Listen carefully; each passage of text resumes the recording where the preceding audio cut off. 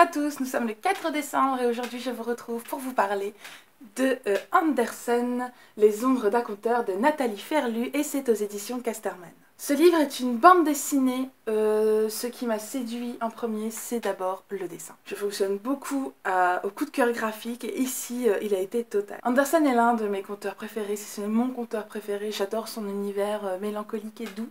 Et dans cette BD, on nous propose de retracer l'histoire du conteur. Ce qui est assez original dans cette bande dessinée, c'est que l'histoire est racontée du point de vue des personnages qui ont été créés par Andersen et du coup ça permet de mêler avec beaucoup de tendresse la fiction et la réalité. C'est une BD quand même assez longue, hein, elle est un petit peu épaisse par rapport aux BD classiques et elle retrace vraiment la vie d'Andersen de son plus jeune âge jusqu'au moment où il est un homme mûr. On le voit se débattre avec la difficulté d'être un jeune homme sensible et talentueux dans un monde qui est très terre à terre, la difficulté qu'il a de se faire un nom, d'assumer son côté rêveur et sa volonté de faire des jolies choses.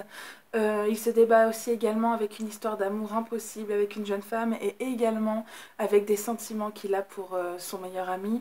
C'est une très belle BD qui respecte magnifiquement le ton des contes d'Andersen. Ce que je peux juste lui reprocher, c'est que certains passages sont vraiment expédiés très vite. Je pense que c'était un problème pour faire rentrer toute la vie aussi riche de quelqu'un dans un livre aussi court.